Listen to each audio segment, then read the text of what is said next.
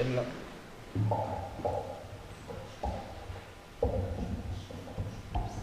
Je mets un peu le micro, j'ai perdu un peu ma voix pendant les vacances. Changement de climat peut-être.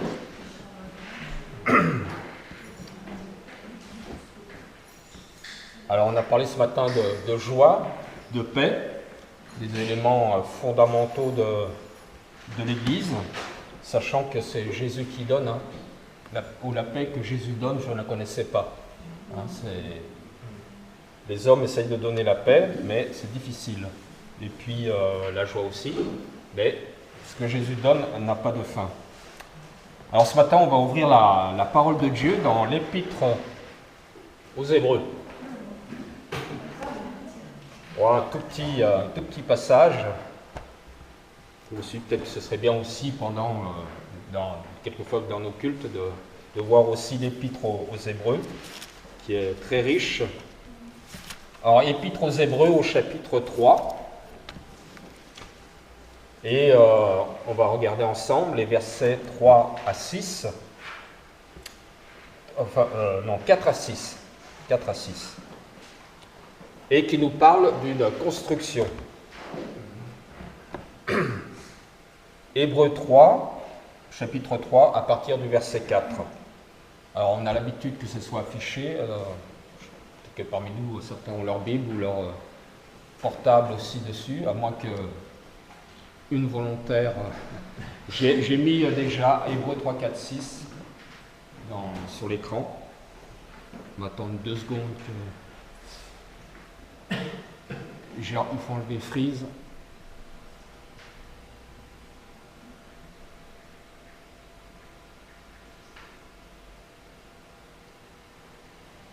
Il faut enlever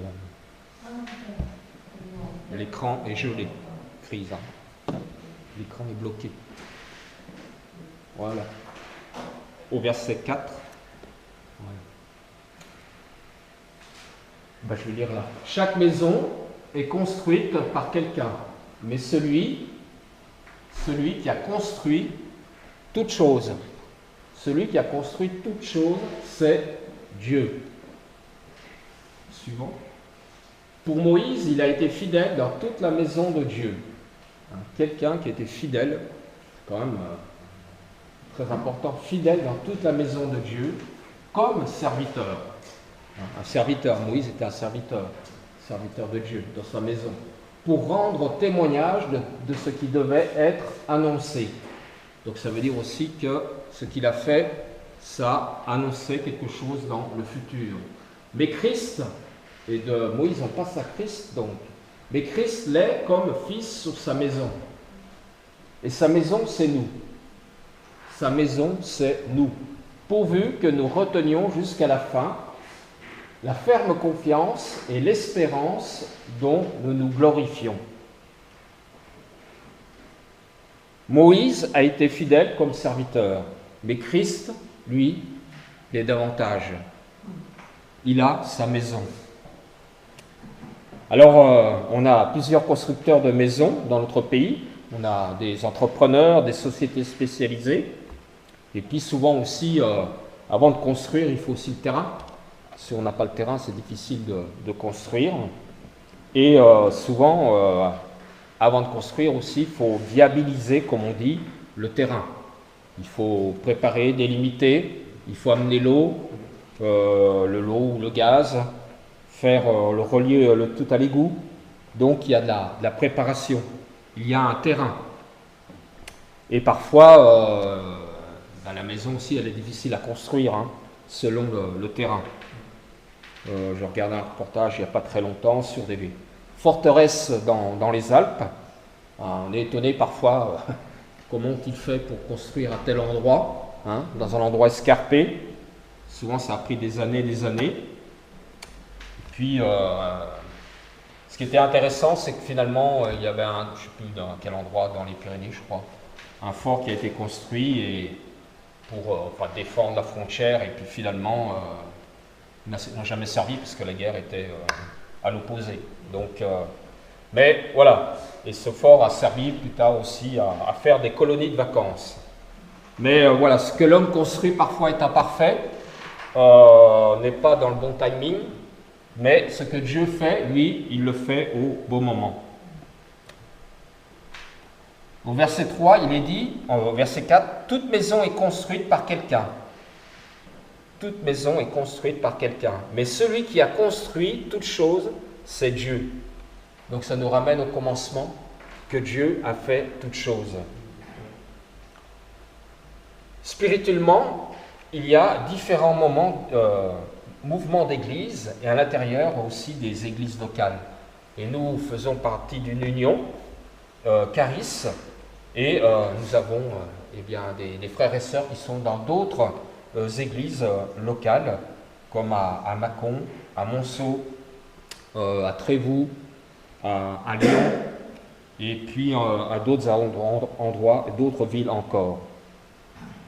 On se connaît très peu, des fois on se fréquente très peu, où les occasions sont rares, mais je pense qu'il faut se souvenir aussi qu'on a des frères et des sœurs qui sont pas si loin que cela, mais qui prient pour nous aussi. Mais au-dessus de tout cela, celui qui construit toutes choses, c'est Dieu. Cela nous rassure. Ce n'est pas Hervé, ni moi, ni Jean-Louis qui construisons l'Église, c'est Dieu. C'est Dieu. Verset 6, Christ est à la tête de sa maison. Et sa maison, c'est nous. La maison, c'est vous qui êtes là ce matin. Pourvu que nous retenions fermement jusqu'à la fin la confiance et l'espérance dont nous tirons notre fierté. Et dans d'autres versions, c'est dit cela procure la joie. Et ce matin, on a parlé de joie. La joie que procure la confiance et l'espérance. La joie qui est procurée par le fait d'être dans la maison du Seigneur. Mais pour Moïse, qui est cité, conduire le peuple d'Israël, ça a été une lourde responsabilité. Et ça a duré plusieurs dizaines d'années. Et il a fallu que Moïse conduise le peuple aussi dans le désert pendant 40 ans. Mission confiée par Dieu. Donc, il nous est rappelé que Moïse a été fidèle. Verset 5. Moïse a été fidèle dans toute la maison de Dieu comme serviteur, pour témoigner de ce qui allait être dit, comme serviteur. Donc nous aussi ce matin nous sommes serviteurs. Moi aussi je suis serviteur parmi vous. Il n'y a pas de différence. Bien sûr, cette mission confiée par Dieu à Moïse pour conduire le peuple d'Israël, est-ce qu'on peut dire que c'était une mission facile ou une mission impossible? Et pourtant, il a fallu que Moïse persévère dans cette mission que Dieu lui avait confiée. Juste un petit rappel, dans Exode, au chapitre 3 et au verset 7, l'Éternel dit « J'ai vu la souffrance de mon peuple qui est en Égypte, et j'ai entendu les cris qu'il pousse devant ses oppresseurs. Oui, je connais ses douleurs. » Et donc Dieu répond. Et il donnera Moïse pour conduire, pour faire sortir son peuple d'Israël et pour le conduire. Imaginez quand même ce que Dieu confie à Moïse, ce serviteur. Maintenant, vas-y, je t'enverrai vers le Pharaon et tu feras sortir d'Égypte mon peuple, les Israélites. Et puis, Moïse n'était pas, supérieur à d'autres hommes. Il avait confiance en Dieu, bien sûr, mais il dit « Qui suis-je, moi, pour aller trouver le Pharaon et pour faire sortir les Israélites d'Égypte ?» Imaginons, aujourd'hui, que quelqu'un d'entre nous aille se présenter devant le président de la République française pour solliciter, je ne sais pas quelle mission, peut-être, mais pour l'Église, par exemple. Eh bien, C'est une grosse responsabilité. Et Moïse ne se sent pas les capacités de faire cela. Dieu dit, je serai avec toi. Voici pour toi le signe que c'est moi qui t'envoie. Quand tu auras fait sortir le peuple d'Égypte, vous servirez Dieu sur cette montagne. Dieu, quand il est aux commandes, eh bien les choses se déroulent selon le plan qu'il a mis en route. À vue humaine, c'est impossible. Mission impossible. Mais Dieu a choisi Moïse comme son serviteur pour conduire son peuple.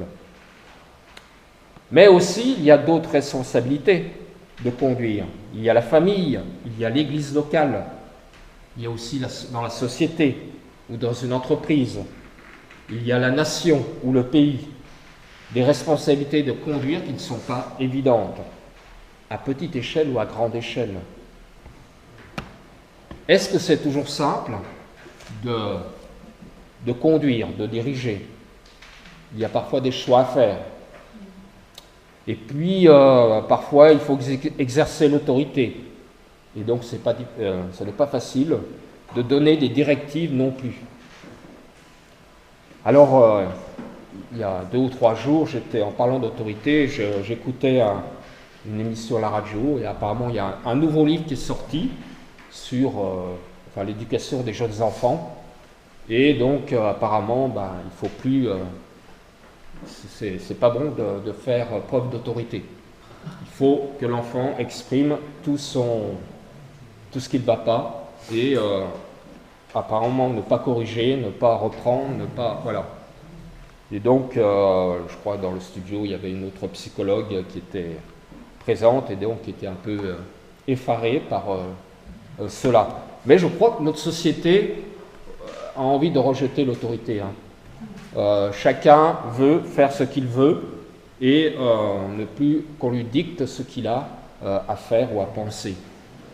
Mais voilà, toutes ces libertés mènent aussi au désarroi, mènent un peu au grand n'importe quoi, et on n'a plus envie d'être ensemble non plus. Chacun a sa vérité. Exercer l'autorité n'est pas facile, et donner des directives non plus. Moïse a dirigé Israël pendant 40 ans au désert avec l'aide de Dieu. Il ne l'a pas fait tout seul, avec l'aide de Dieu. Je ne pense pas que Moïse tout seul aurait pu donner à boire ou à manger au peuple dans le désert pendant 40 ans. C'est Dieu qui a nourri et donné à boire au peuple. Mais il avait besoin d'un serviteur. Dieu a besoin de chacun d'entre nous. Dieu a besoin de chacun d'entre nous. Mais Moïse aussi était un serviteur, il est dit qu'il était un serviteur fidèle, mais il a été aussi humain. Parfois, il a eu réaction d'impatience par rapport au peuple. Il a été agacé par le peuple. Et il a fait des choses qui ont été parfois un peu regrettables. Et ces mouvements d'impatience aussi l'ont empêché d'entrer en Canaan. Dans le livre des Nombres, il est dit que... Je vais retrouver...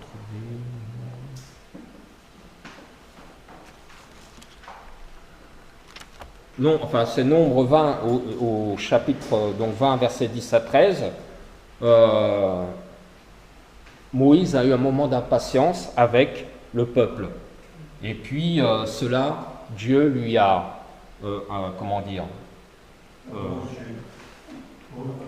reproché. Mais voilà, Moïse, il était un homme.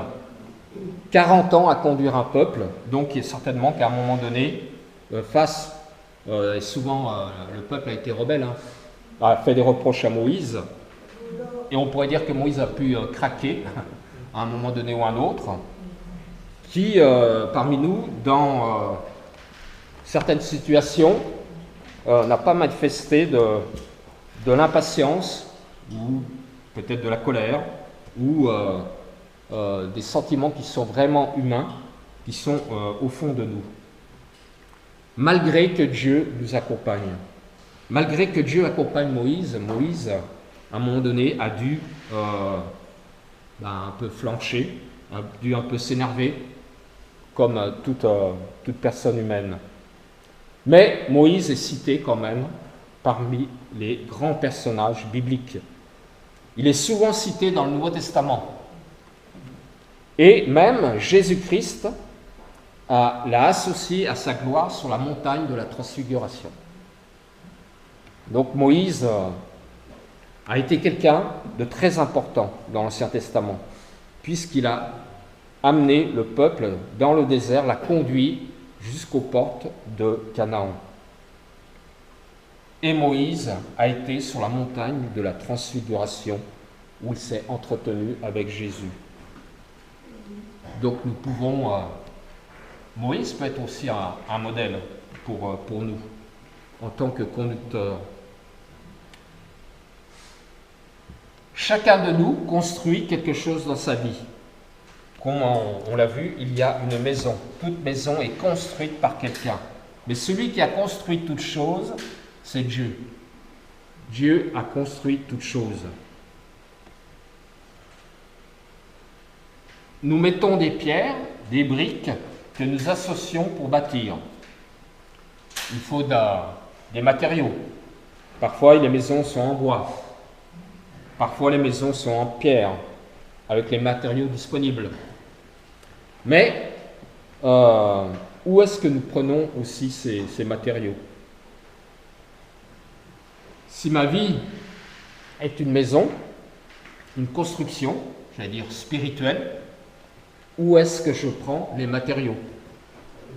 Où est-ce que je trouve les matériaux pour construire ma vie? Comme Moïse a dirigé le peuple, il l'a conduit, il ne l'a pas fait sans Dieu. Quand je conduis ma voiture, je la conduis en connaissant le code de la route. Je ne conduis pas au hasard ou comme ça me plaît. Eh bien, Moïse a dirigé le peuple, il l'a conduit et il l'a fait avec Dieu. Et en plus, Dieu était présent dans la nuée le jour et dans une colonne de feu la nuit.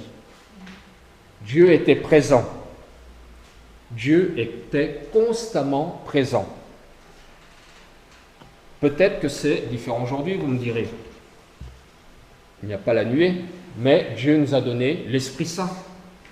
Et Jésus nous a dit aussi qu'il est avec nous tous les jours jusqu'à la fin du monde. Je ne peux pas vous montrer Jésus ce matin. Mais Jésus est là, présent parmi nous, par son esprit. Chaque croyant parmi nous a l'esprit et donc à Jésus en lui. Cela veut bien dire que Dieu est présent dans la vie du croyant continuellement. Peut-être que pour le peuple aussi, Moïse était une représentation de Dieu, entre guillemets, puisqu'on ne peut voir Dieu et vivre.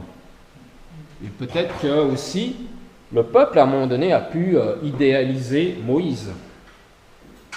Mais celui qui est conducteur ou serviteur dans l'église locale est aussi un homme avec ses faiblesses. Mais aujourd'hui, nous avons la parole de Dieu. Et la parole de Dieu a la même importance que la nuée ou le feu.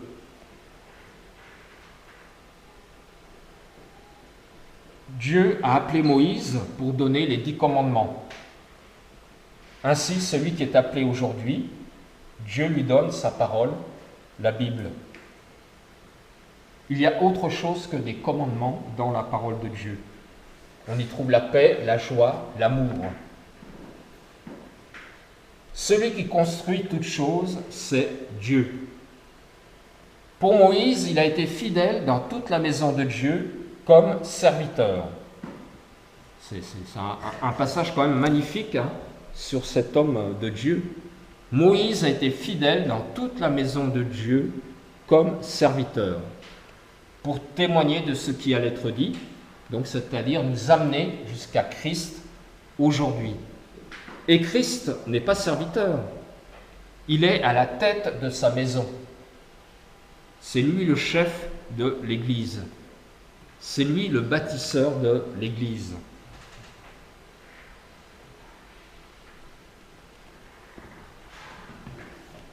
Dans un proverbe, il est dit « Beaucoup de gens proclament leur bonté, mais un homme fidèle, qui le trouvera ?» Et Moïse a été fidèle en toutes choses. Dieu a confié des tâches glorieuses à son Fils, dont il s'est fidèlement acquitté. Jésus a été fidèle jusqu'au bout dans la mission que Dieu lui avait donnée. Et on a parlé de la fin de cette mission ce matin. C'est-à-dire, c'est la croix, la souffrance, la mort, mais il est ressuscité. Et donc, il est à la tête de son Église.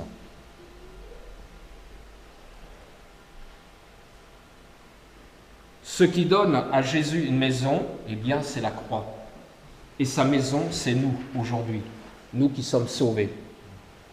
Nous sommes sa maison. Et je peux compter sur Jésus, sur le Seigneur. Dans 2 Thessaloniciens, au chapitre 3, verset 3, il est dit « Le Seigneur est fidèle, il vous affermira et vous préservera du malin. » Donc Christ est à la tête de sa maison, et sa maison c'est nous, et nous savons qu'il est fidèle, qu'il nous affermit et qu'il nous préservera du malin.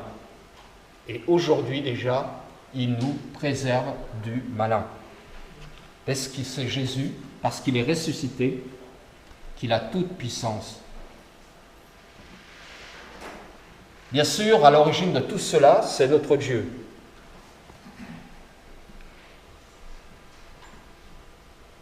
Au chapitre 3, verset 1 de Hébreux, il est dit « Ainsi donc, frères et sœurs saints, vous qui avez part à l'appel céleste, portez vos pensées sur l'apôtre et le grand prêtre de la foi que nous professons, Jésus-Christ. Il est resté fidèle à celui qu'il a établi, tout comme Moïse l'a été dans toute sa maison. Jésus-Christ est resté fidèle à celui qu'il a établi. » Dieu a envoyé Jésus sur cette terre pour fonder son assemblée, son Église, et Jésus-Christ est resté fidèle jusqu'au bout, fidèle dans sa mission pour nous jusqu'à aujourd'hui. Et notre fidélité aujourd'hui est tout aussi indispensable. Parce qu'au verset 6, il est dit « Or, sa maison, c'est nous, pourvu que nous retenions fermement jusqu'à la fin la confiance et l'espérance dont nous tirons notre fierté. »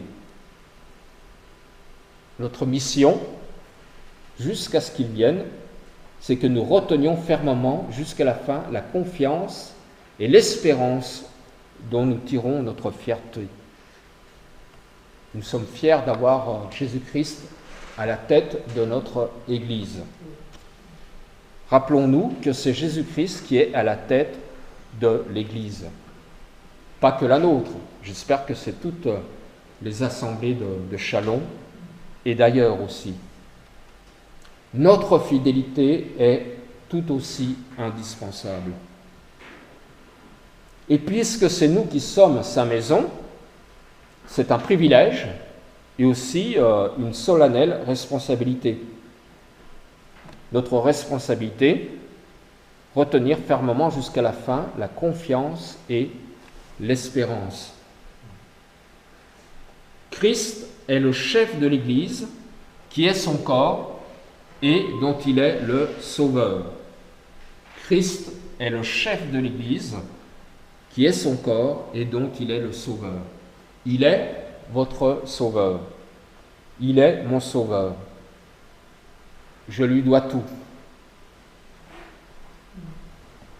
Et puis un autre passage nous dit « En lui, vous êtes aussi édifiés pour être une habitation de Dieu en esprit. » Chacun de nous est aussi une habitation de Dieu en esprit. Nous sommes des petites briques assemblées, mises ensemble pour former sa maison. L'un n'a pas plus d'esprit que l'autre. Nous sommes édifiés pour être une habitation de Dieu en esprit.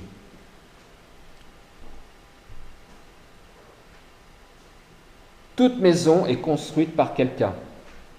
Mais celui qui a construit toute chose, c'est Dieu. Moïse a été fidèle dans toute la maison de Dieu comme serviteur pour témoigner de ce qui allait être dit. Mais Christ l'est comme fils à la tête de sa maison. Le Fils de Dieu est à la tête de sa maison. Or, sa maison, c'est nous, pourvu que nous retenions fermement jusqu'à la fin, et la fin, on ne la connaît pas, la confiance et l'espérance dont nous tirons notre fierté. Donc, soyons fidèles jusqu'au bout. Nous savons que Jésus-Christ est à la tête de l'Église, que ce qu'il a fait est extraordinaire aussi, plus que Moïse, et qu'il est là jusqu'à la fin avec nous. Mais aussi que nous aussi, nous devons être fidèles jusqu'au bout, et que nous avons une solennelle responsabilité d'être, dans l'assemblée, et d'accomplir aussi notre service, ce que Dieu a préparé d'avance pour nous. Je vais prier pour terminer. Oh Dieu, quand nous voyons ta parole, quand nous plongeons nos regards dans ta parole, quand nous regardons ces versets, nous sommes étonnés, Seigneur, par le plan de Dieu pour l'humanité. D'abord, avec la création, puisque Dieu est l'auteur de toutes choses. Dieu n'a pas abandonné Israël. Tu as donné Moïse pour conduire ce peuple au travers du désert jusqu'à Canaan. Ensuite, il y a eu pas mal de prophètes encore qui ont souffert aussi pour conduire le peuple. Et puis, tout cela préfigurait la venue de Jésus-Christ sur cette terre, qui a souffert lui-même à son tour et qui a donné sa vie. Et Seigneur, aujourd'hui nous sommes là. C'est un miracle. Tu as pensé à nous. Tu as réuni ceux qui croient, Seigneur. Je te loue, Seigneur, pour tous ceux qui sont là ce matin, qui ont voulu venir, Seigneur, pour chanter, pour louer, pour te célébrer, pour célébrer tes louanges, Seigneur, pour entendre ta parole, Seigneur. Merci, Seigneur, parce que tu es à la tête de l'Église. Nous sommes ta maison et nous voulons jusqu'à la fin retenir cette espérance, Seigneur, que tu es notre Sauveur, que tu vas revenir. Nous l'avons célébré. Seigneur, conduis-nous, Seigneur, dans ta maison. Peut-être que parmi nous, il y en a qui ont encore d'autres maisons, Seigneur, et qui ne sont que de passage. Mais Seigneur, nous te remercions aussi pour toutes les autres maisons dans notre pays, Seigneur. Maisons spirituelles. Nous sommes aussi dans des temps difficiles où la vérité est rejetée, Seigneur. Mais voilà, que ta parole nous conduise encore chaque jour, Seigneur, dans ta maison. Amen. Amen. Passez un bon dimanche. Et puis continuez à persévérer. N'oubliez pas aussi pour l'étude biblique de voir avec Jean.